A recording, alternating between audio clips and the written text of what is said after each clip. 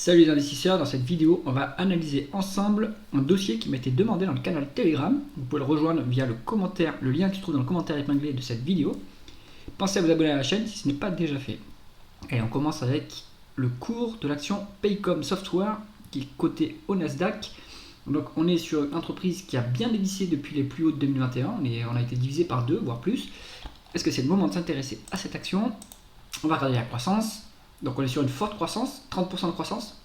Ça a décéléré un petit peu sur la période, sur les dernières publications. On est sur du 23,15 sur 2023. Donc c'est bien, il y a quand même un bon niveau de croissance. C'est mieux quand la croissance ralentit un petit peu, c'est-à-dire que le marché aussi ralentit un petit peu. Ça donne plus de prévisibilité sur les free cash flow, sur les cash flows en général. Donc on va regarder les taux de marge. On est sur un taux de marge brute monopolistique à 85%. Donc très bonne capacité à fixer les prix, à monter les prix. On est sur une entreprise qui a un moat, ça se voit sur ce taux de marge brute. Taux de marge d'EBITDA en augmentation sur la période. Donc en plus, on arrive à dégager de l'efficience opérationnelle.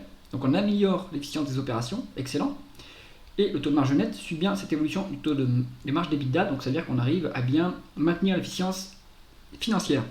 Donc très bien, ces taux de marge montrent que Paycom Software est une entreprise de qualité. On continue avec la conversion des bénéfices nets en free cash flow. On a des bénéfices nets plus élevés que les free cash flow, ça c'est dommage. Est-ce qu'on a un BFR qui est une variation de BFR qui est défavorable? Non. Est-ce qu'on a des dépenses en capital qui sont plus élevées que les dépréciations et amortissements? Oui, de 2,5 milliards, ça fait quand même beaucoup. Donc est-ce que ces CAPEX se matérialisent en cash flow opérationnel? Ça reste à voir. Donc là, on a une bonne partie de la différence. On a des other non-cash items pour 2 milliards 370 millions. Donc là, vous avez une partie de l'explication. Vérifiez bien si ça correspond à ce que je dis ici dans les tableaux de flux de trésorerie. Pour valoriser l'entreprise, on utilisera plutôt les free cash flow pour être conservateur, vu que ça représente mieux la profitabilité réelle de l'entreprise. On continue avec le rendement, la rentabilité opérationnelle via le rendement des capitaux investis. On est sur une médiane de 25,5, mais les dernières publications, on est plutôt sur du 30, donc c'est très élevé. On commence à avoir une rentabilité qui est supérieure au taux de croissance, ce qui veut dire qu'on va pouvoir avoir des excédents de cash. Et après, ce cash, il faut voir ce qu'on en fait. Est-ce qu'on le rend aux actionnaires? Est-ce qu'on se désendette s'il y a de la dette? Est-ce qu'on rachète d'autres entreprises? À voir. Donc, ce qu'on voit ici, c'est très bon. L'endettement du groupe, on est sur de la trésorerie nette, donc ça c'est excellent. Cette trésorerie nette, est-ce qu'elle a généré des intérêts sur la période? Regardons cela. Oui, un peu, mais pas grand-chose, 41 millions. Et ce que je voulais vérifier, comme on est sur du logiciel, il faut toujours vérifier est-ce qu'il y a de la dilution à cause des stock-based compensation. Et ça c'est bien, donc stock-based compensation, c'est paiement des salariés en actions. Donc quand on est dans la tech, souvent on paye ses ingénieurs via des stock options ou des actions gratuites. Donc ça entraîne de la dilution parce que ce sont des actions qui sont nouvellement créées.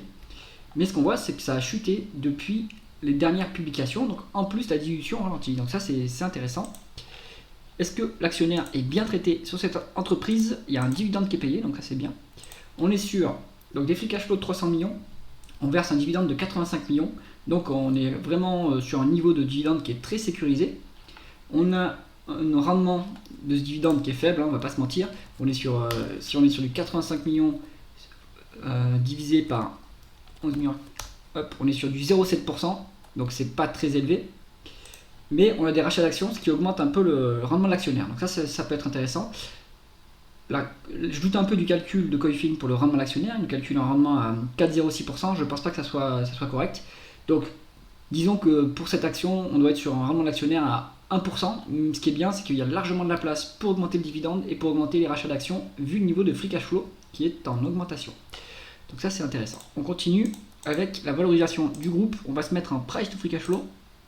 On est sur une décote, si j'ose dire, parce que c'est une valeur de croissance. En absolu, la médiane est très élevée à 79. La dernière publication fait état d'un price to free cash flow de 37. Donc bonne décote par rapport à ça. Maintenant, en absolu, c'est très élevé. Donc pour l'investisseur value, moi je suis plutôt investisseur value en tant que stock picker. Je préfère des price to free cash flow en dessous de 10. Ça n'arrivera jamais sur les valeurs de croissance, on va pas se mentir, sauf si c'est des valeurs chinoises par exemple. Donc qu'est-ce qu'on fait dans ce cas-là? Est-ce qu'on se dit qu'il y a une décote?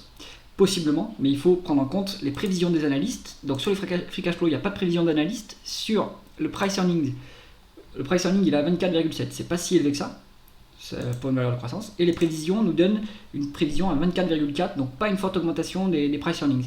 Donc, conclusion du dossier Paycom Software. À nouveau, c'est une valeur de croissance. Donc moi, c'est pas des dossiers que je prends en stock picking, mais on a une entreprise qui a dépassé bien son seuil de rentabilité et qui commence à augmenter ses bénéfices.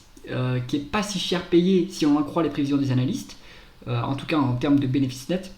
En termes de free cash flow, c'est plus compliqué, il y a moins de génération de free cash flow.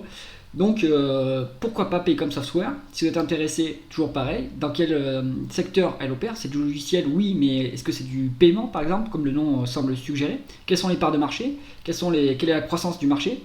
Est-ce que l'entreprise va réussir justement à capturer des parts de marché et donc augmenter sa rentabilité? Donc ça, à creuser dans une analyse sectorielle par exemple. Si vous aimez les valeurs de croissance, Paycom, ça peut être intéressant. J'espère que cette analyse vous aura plu et si c'est le cas, mettez un pouce vers le haut et abonnez-vous à la chaîne. A bientôt.